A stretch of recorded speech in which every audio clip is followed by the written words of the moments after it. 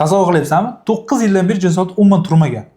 Ayoli bizda Instagramda ko'rib qolyapti-da, bizning videomizni xo'jayiniga Telegram tashlab yubordi. Assalomu alaykum. Bugun Meros klinikasida Sultonjon Norbutayev bilan birgalikda jinsiy olatga protez qo'yish amaliyotini birga bajardik.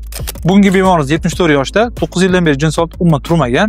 Shu paytgacha hamma lecheniyalarda, hamma terapiyalarda olib ko'rgan, lekin foyda qilmagan уже. O'shaning uchun oxirgi yechim sifatida penil implant ustanovkasini taklif qildik va bugun operatsiyani bajardik. Bu bir komponentli protez bo'ladi. Ko'pchilik so'raydigan narsa, qo'ydirgandan keyin doim tikka turadimi deb so'raydi. Qarang, bu poz rigidli, to есть bemalol qayriladi, spokойно-da. Любой положениyaga qo'yish mumkin.